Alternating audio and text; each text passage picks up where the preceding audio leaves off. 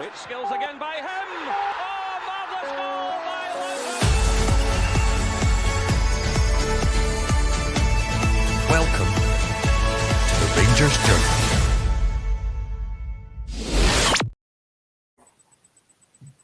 Good afternoon, everyone. My name is Bob, and we are here for your weekly roundup of the Rangers news here on the Rangers Journal with a brand new intro, brand new graphics, but the same old guests. I say that, but we've got a good complement of guests today with us. So, Ross, we'll start with yourself. How are you this afternoon, pal? I'm very well. I'm a little bit tired. I'm just off the night shift, but we had to get up. It's been a quiet news week, I think, for Rangers. I think we would all say, but a new era perhaps demands new branding, so I'm looking forward to it.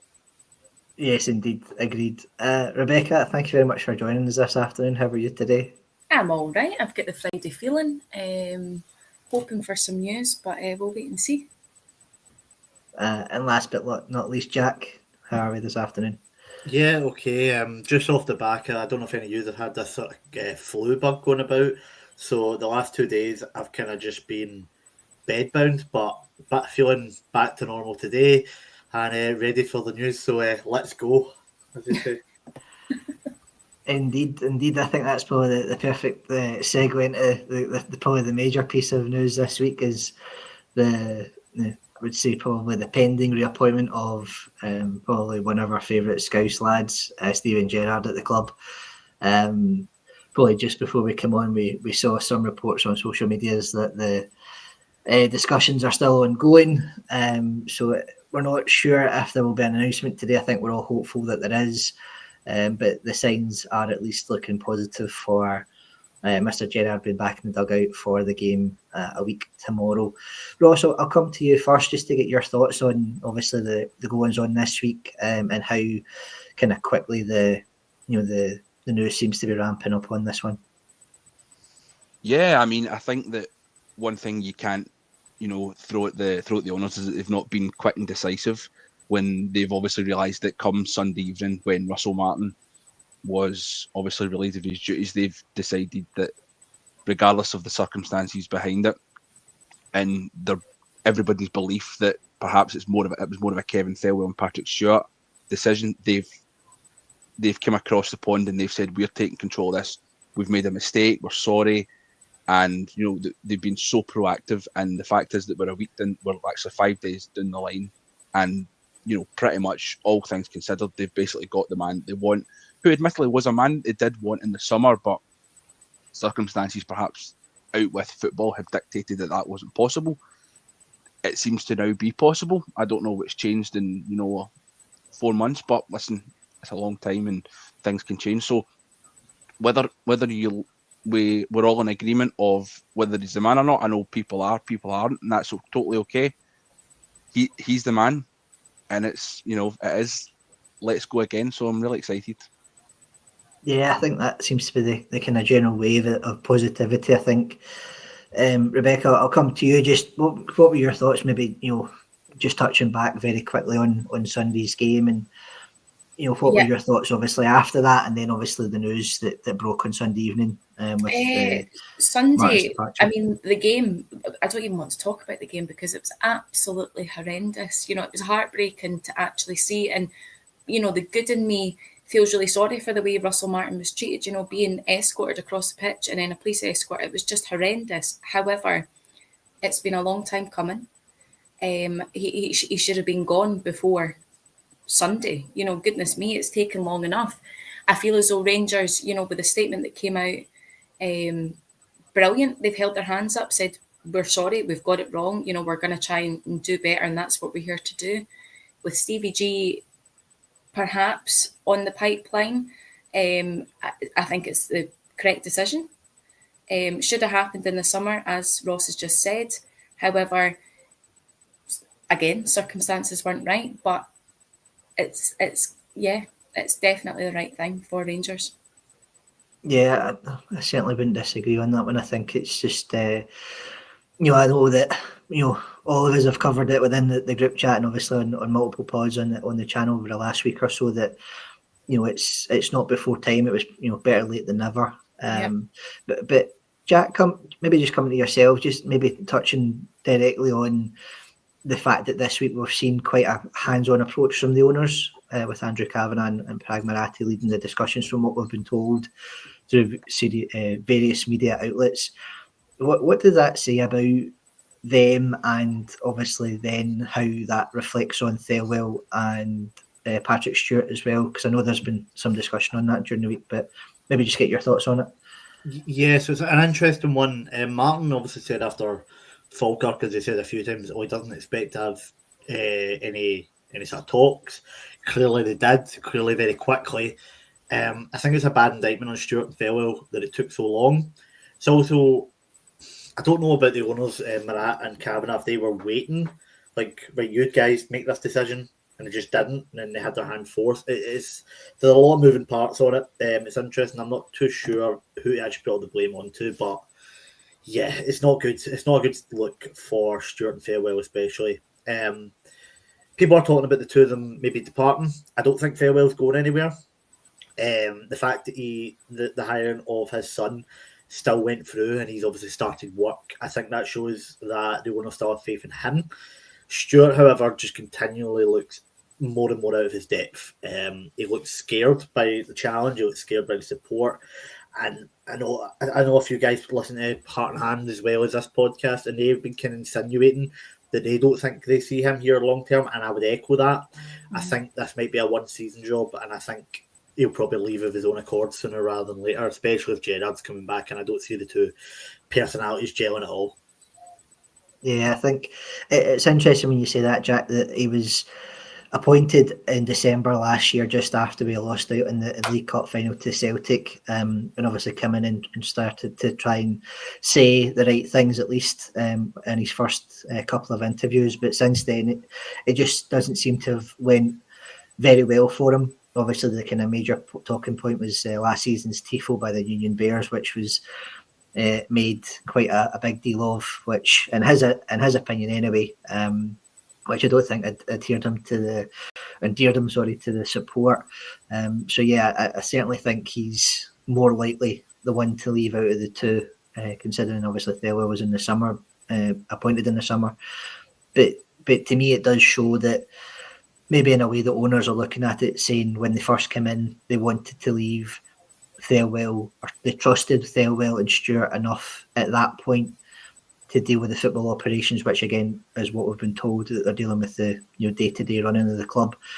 But because Martin has went so spectacularly wrong, they've now wait a minute here, we've trusted you guys to make this appointment, and it's just not worked out in any way, shape or form. We're going to have to take the reins back in and deal with it ourselves, which ultimately they don't want to do. They want to hand it off to somebody to do that for them, and they can obviously sit back and hopefully enjoy reap the benefits. But obviously in this last 3 or 4 months, that's not been the case. Ross, I'll come back to you on that one. I think, for us, the positive news that we got on Sunday night with regard to Martin Bridden leaving his duties was great. The fact that the strongest link at the moment is Gerrard, but I know that there's been obviously discussions, or there looks to have been discussions with other managers. Maybe just get your take on who else you would maybe see in the door if it wasn't Gerrard that was appointed. Well, I mean, it's not a secret that I've been the sole Rangers Journal member that's championed Kevin Muscat for basically for years. I think that he ticked a lot of the boxes to being the next Rangers manager. I think that timing, again, like we spoke about, Gerrard wasn't right in the summer. I don't think Muscat's right now. I don't even think that's why he's. I think that's why he's not even come into the equation. There's not been any links. There's not been anything. Just simply out of timing because of anybody that knows anything about it. The Chinese league get 4 games left. It finishes at the end of November. If you're going for a championship, you wouldn't leave your team regardless of what it is. So that's totally understandable. The name Derek McInnes has came back up again. We're talking about timing.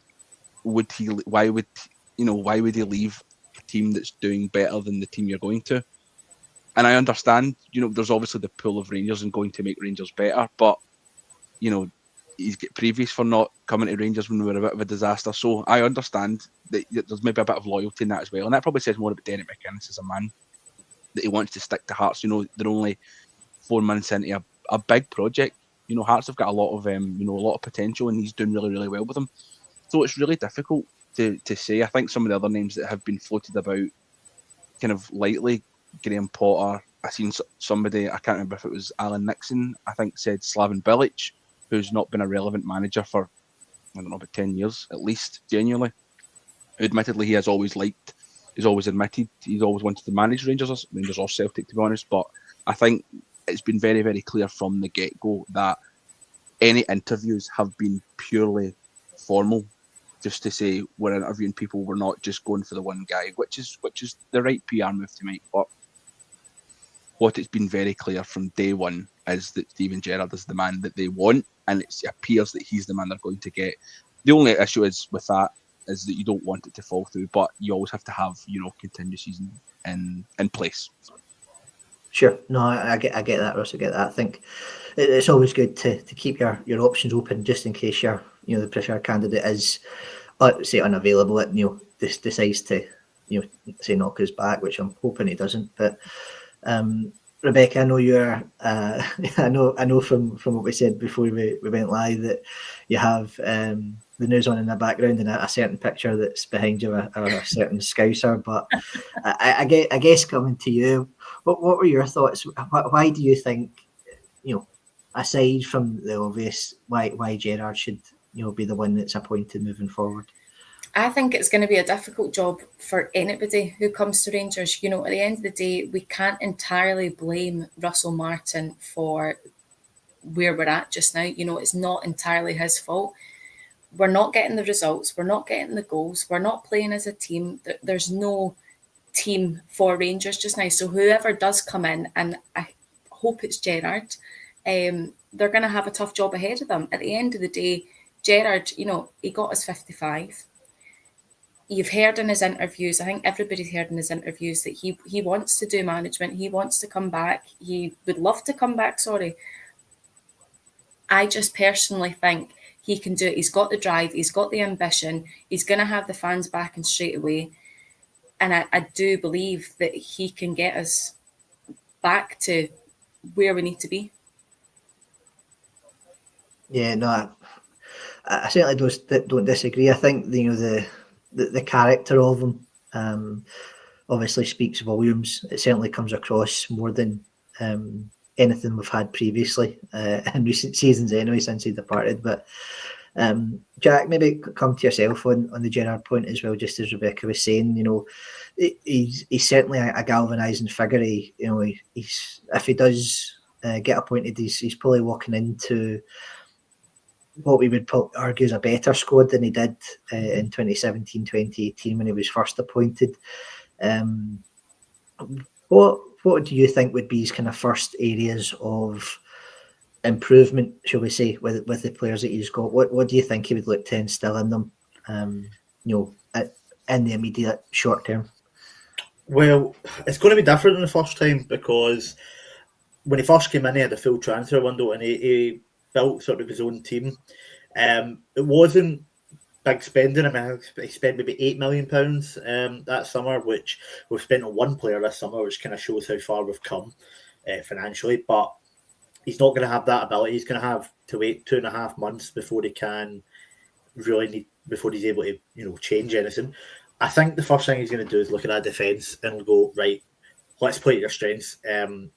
We've not really had a leader in there since Connor Goldson departed, and it was the right time for Goldson to depart. He was done when he did leave, but I think Cornelius can be that leader, and I think Suter has the ability. He's a good defender, but we're not playing to his strengths, particularly under Martin. He's not suited to this high line or anything like that. Giga started well and fell off the cliff. I think Gerrard will be able to get something out of them as long as he plays to their strengths. He's not going to go in there and go halfway line and we're going to get caught with these balls over the top. We're going to be more defensive. Not in a bad way. We're not going to sit there and, put 5 at the back, but we're not going to be this pressing right up as if we were on a halfway line. In the midfield, I cannot wait to see what he can do with Nico Raskin, even if it's only for 8 months until he leaves in the summer. I think he'll be able to bring him on leaps and bounds. I think we'll be able to see better out of the likes of Rothwell and Diomande as well with Gerrard there. And we'll get more chances. Gerrard teams, we were sometimes we were very, very wasteful, but we created lots of chances. Like, honestly, the only worry I have is under Gerrard, we were very, very reliant on two players, Ryan Kent and Alfredo Morelos, for large periods of his time in charge. And I do worry we could see that again with Gassama. But listening to Gerrard talk, he seems to have learned, he seems to know when he was short during his previous spells of management. And I think you'll have a different backroom staff with him. I think there'll be a few familiar faces, but I don't think it'll be the exact same. And I think he will. I don't think he's coming back to play the exact same style of play he played 7 years ago. I think he's going to come back with some new ideas, something different. But at the same time, he still has that knowledge of the league and knows what will work and what won't work. So it'll be interesting to see. But I think, to answer your question all the way around, the first thing he's going to do is sort out the defence. Yeah, I mean, I certainly think that he's not got his troubles to see coming in. I do think we have got quality in the squad, a better quality than he did certainly when he first came in. And maybe it'll just be a tweak to the system, and maybe just giving some man management tips or advice to the players that we've got. Rebecca, I'll maybe come back to you on that one, just from what Jack was saying regarding even the midfield specifically. But as a kind of a leader himself, having won Champions Leagues and cups with Liverpool, what do you think that would do to the current midfield that we've got in terms of, as Jack mentioned, Raskin, like Asgard, hasn't been playing overly well. Do you think the likelihood of Gerrard coming in will give them a spring in their step, and maybe allow them to? It's Steven Gerrard. He is a man that young players are going to be looking up to, and can look back and remember Stevie G for what he was, when he was at his prime and playing football. For him to come back to Rangers, we do have a lot of good players that just haven't been coached right, taught right, told what to do, told where to go, where to put the ball, whatever. Steven Gerrard is going to come in with the talk. He's going to tell everybody, this is what I want, this is what's going to happen. And, the next transfer window, there probably will be a lot of changes. Probably is going to need to be a lot of changes working under Steven Gerrard.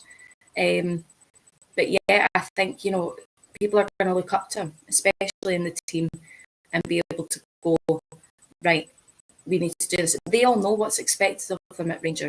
They know that it's not been good enough. And I can guarantee you there's been some pretty harsh conversations in the dressing room, So I think, yeah, he's going to come and he's going to definitely shake everybody up.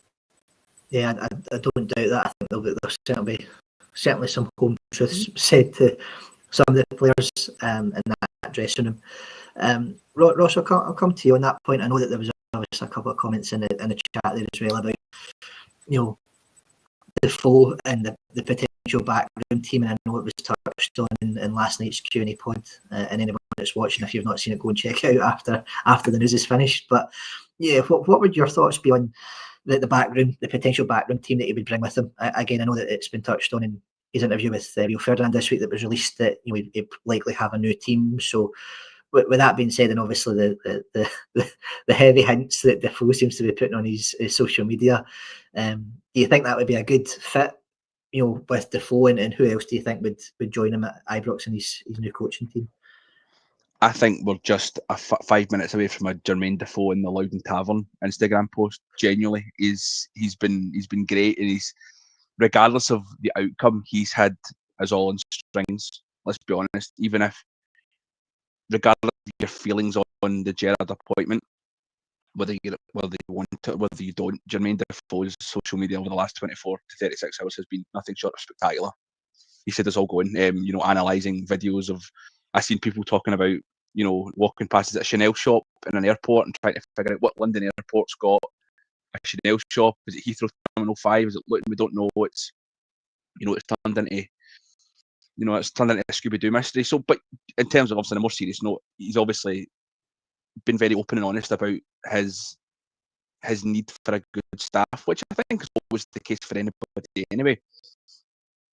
I don't think any manager or any coach, regardless of the title they wish to use. So I think we need to be open and honest that he's going to have to bring in good staff. Some of the names that have been linked in terms of the actual coaching staff are very good. Whether it's, Steve Holland, who's worked with England, was at Chelsea for years, worked under some of the best managers, this century. Mourinho, just I think Antonio Conte, Carlo Ancelotti, big names, guys that you want to work with. I think I did see a name as well, but he get mentioned. Billy Reid's a very, very good coach. I think there you go. JD's at it again. He could just be putting a shirt and tie on to go down to the co-op, and we'd all be like, oh right, brilliant. So, like I say, it's distracting me, Jack. I'm getting so excited. No, but even like Billy Reid's a good coach in a different way. He's got a lot of experience working under, Graham Potter. He's worked at good clubs. Brighton, who are a great club as well. He's also got the experience on the other side of being in Scotland. He was a manager at Hamilton Accies for years. He's a good Rangers man. He's never had that. So it's exciting, the names. It's not just. I think the easy link was people talking about Michael Beale. The lack of the mention of Michael Beale, I think, has perhaps eased up people because it does have a very, very sour taste in people's mouths, myself included. I don't think Michael Beale should be one of my favourites in any capacity. So in terms of that, it's I think it makes a lot of sense that he's going to go and bring in an experienced coach who's been at the top level, and that makes a lot of sense. Then what we learned the first time was that it wasn't. I'm trying to find the best way to say it here. You have to have a good balance of characters. He's not wanting to give any hints away, but I'd perhaps be surprised if he doesn't turn up as part of the Gerrard team just because of his personality and the way that he is and the way that he speaks about Rangers. He's always been very open and honest about his feeling for Rangers. Excuse me, I'm sorry. And, perhaps maybe is it guys like Coulshaw, Jordan Milson, we don't know. Defoe might want to be part of that. There's a lot of fans that like Kevin Thompson too. I don't think Kevin Thompson should be involved just because I think that he's been around Rangers for too long and done too many different jobs to the point that it seems like a bit of a job for the boys thing. Steve Davis has been mentioned, very, very popular appointment as well. So there's so many good options, but what they all bring is a mix of qualities that can make them a successful team.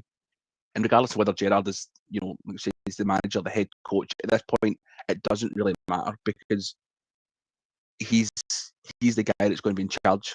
I think that much is clear, especially considering the way that Kevin Thell has been spoken about by even in the statement by the on Sunday. So it's if he's going to turn up, he's going to get what he wants, and I think that seems to be the case now. So once he unveils the team, I think we'll be all perhaps feeling a little bit better about it.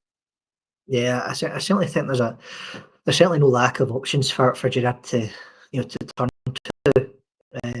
Myself again, seeing that the links, just as you touched on, was with Steve Holland, who was Gareth Southgate's number 2 at England, and Billy Reid, who's obviously just unfortunately come out of a job with Graham Potter at West Ham. Certainly an experienced number 2, obviously a manager in his own right at Hamilton previously. Case. Same with Defoe and Davis, even McGregor to a certain extent. I know that the goalkeeping coach is still at Rangers for the time being. Obviously, that may change depending on what the circumstances are of Gerrard coming back in or potentially coming back in at this stage. Jack, what about yourself? What were your thoughts from the kind of backroom team discussions? Do you think any of the kind of the Scottish guys that we had previously, like McCann, maybe even Billy Dodds, Peter Lovenkrands have been mentioned in conversation. Do you think they would potentially see themselves as part of any sort of makeup of Gerrard's backroom team? I think we're already kind of getting the sort of figures out of who it's going to be. I don't think we're going to get any of the guys that were here with Barry back. I think it's just they all have sort of media connections, which I think would throw Gerrard off personally. It made no disguise of his sort of disdain for the Scottish mainstream media when he was here. You could see that in his pressers. He kind of just tolerated them. Pardon me, and I don't think they will look to bring any of these guys back in. I was having a look about who he took over to Ali Tifak. So he obviously had a deal there. I think the fact that Beale's not been mentioned tells a lot. I think that sort of fan podcast that he's looking to do something a bit different, which I think will be Steve Holland replacing Michael Beale.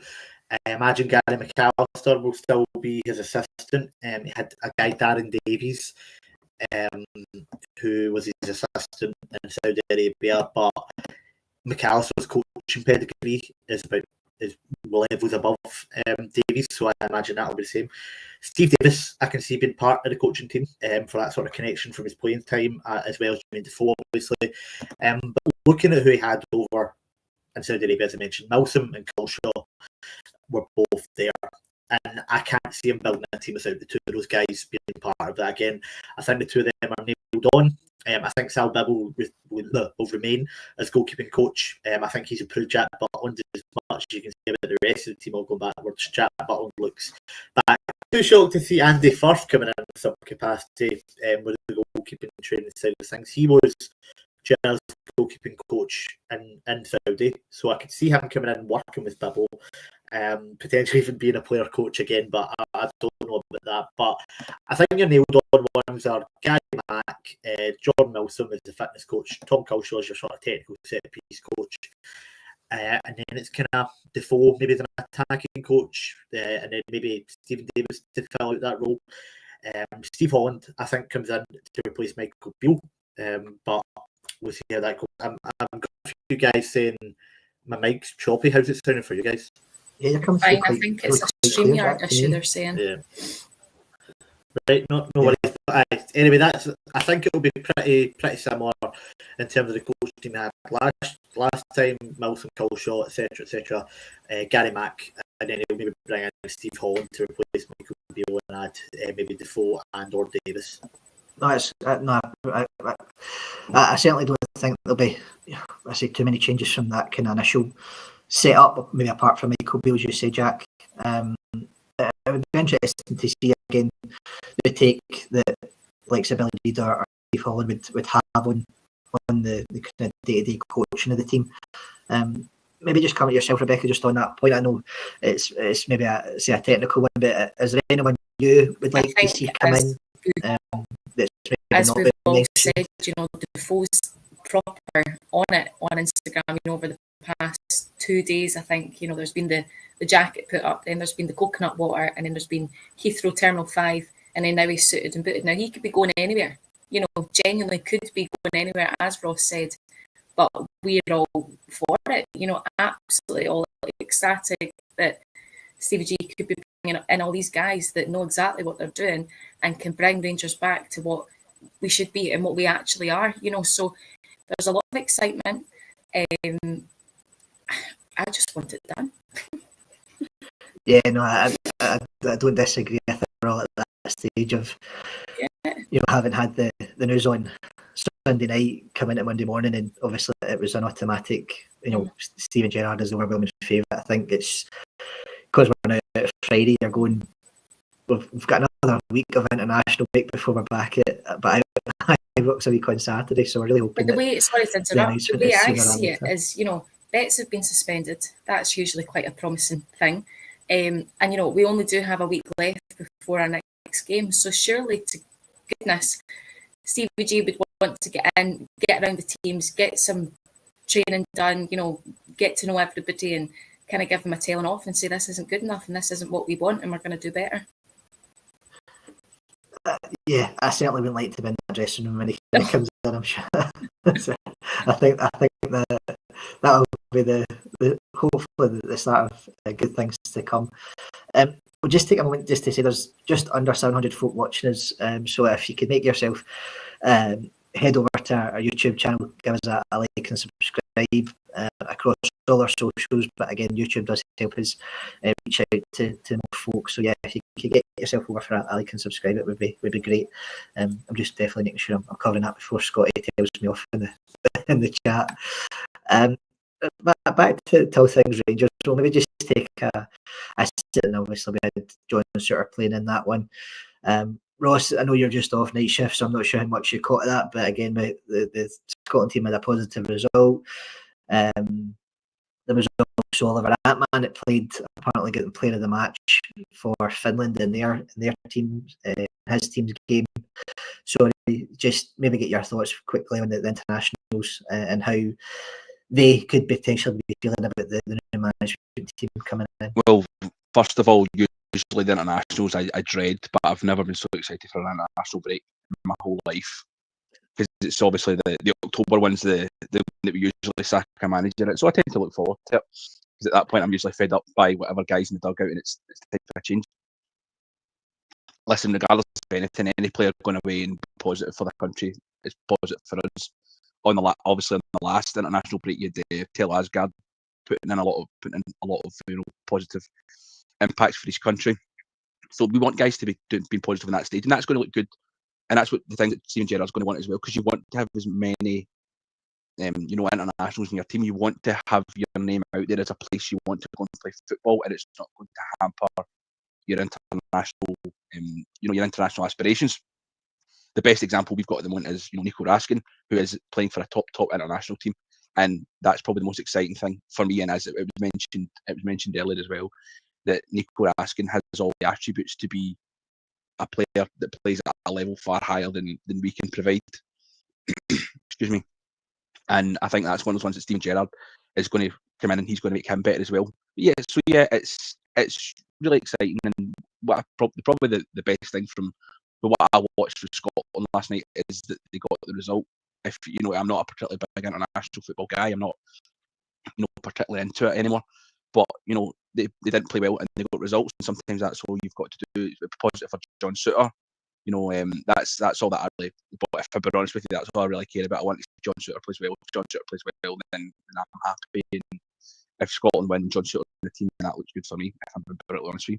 In terms of Ant-Man, I feel bad for him because he's been clearly played under the previous manager in a role he's perhaps not comfortable with. So I think that it was very, very easy to see what the tactics were for him, that he had to come inside all the time. And it was quite frustrating for a guy that's playing on the right-hand side, right-footed, and got, I don't know, was it 15 assists in the Eredivisie last year, so I don't understand why you wouldn't play to their strengths.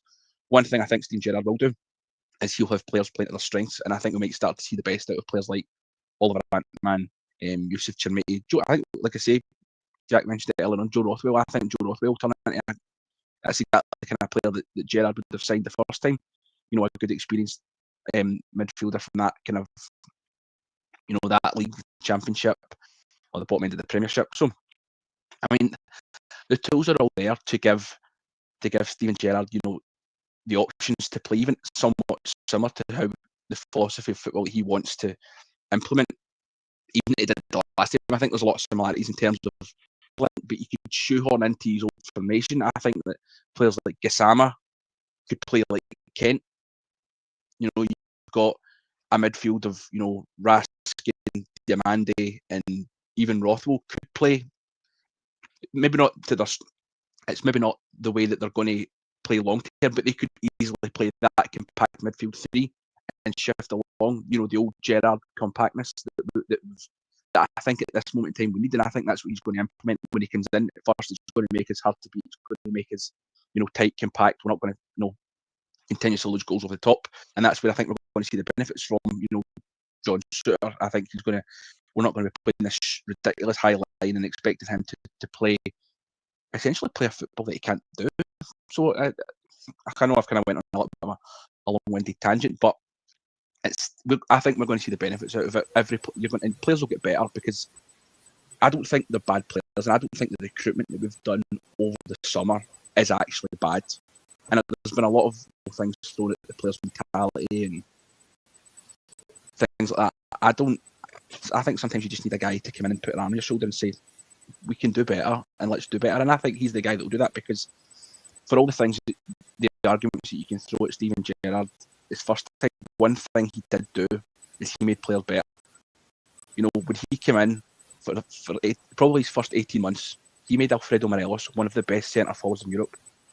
There's very, very few guys at that point you'd have traded Alfredo Morelos for. he could easily do that again with a player. It's just sad that actually we don't have a man, because I think he could have done that with man if he'd come in the summer. Who knows?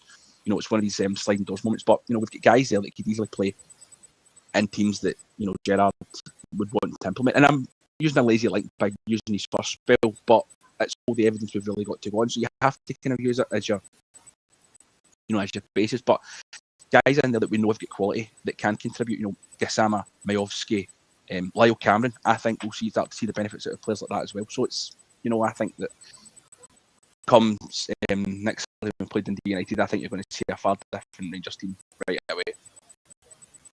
Yeah, I certainly don't disagree, Ross. I think whoever comes in with it, likelihood is that it will be Gerrard, but whoever does come in will certainly have the team motivated to play against Dundee United.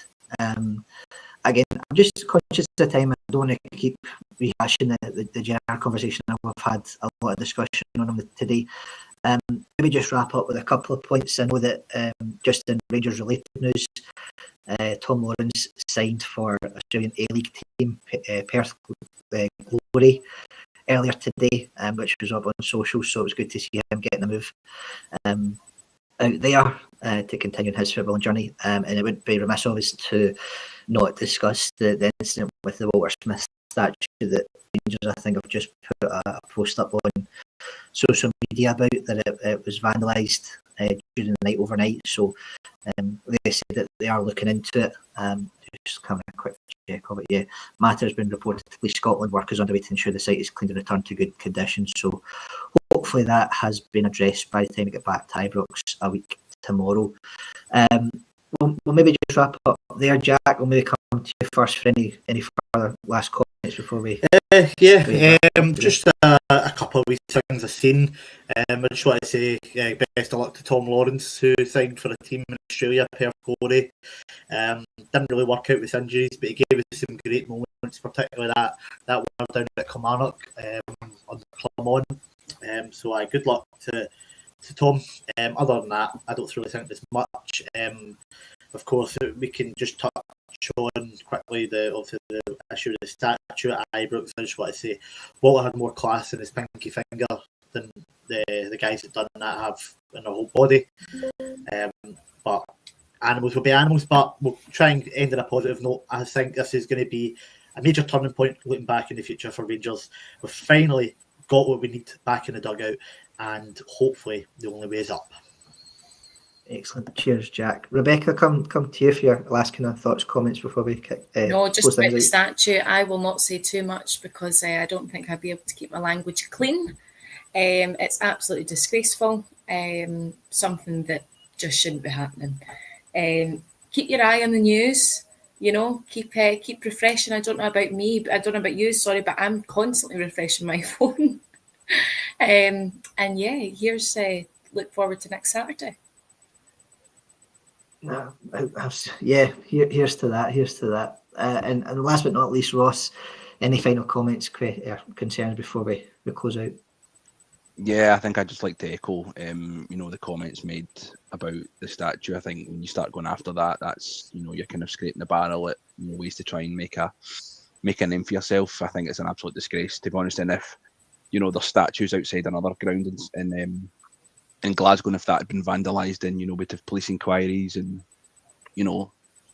government summits, etc. So I think there's people need to have a little bit of a long hard look in the mirror at themselves. But it's like as Jack said, animals will be animals. But we want to end on a positive note. We know that this pod's obviously been very Gerrard centric. Whether we like it or we don't, it seems to be the case that that's what the content's going to be for the next couple of days. Once if and obviously once that's announced, we'll be back. I don't know, are we going to go live if there's something announced? Keep your eye out in the socials. Yeah. I suspect that there will likely be a live pod breaking as and when the news is released from Ibrox on the new managerial appointment. So yeah, please keep your socials, as Rebecca said, keep refreshing, scrolling and checking to see when the news drops for the new manager. which again we all think at this point will be Steven Gerrard. But whenever news breaks, the Journal will be there to provide you with an update. All there is left for me to say is thanks to Ross, Rebecca and Jack for joining me today, and the 700 folk watching again. Last shout for a like and subscribe on all our socials, but more particularly on YouTube. It does help the channel grow and help us reach out to those bears far and wide that like the Rangers content online. Again, my name has been Bob Parent. Again, thanks everyone for joining us today, and every night is a Rangers Journal night. Catch you soon.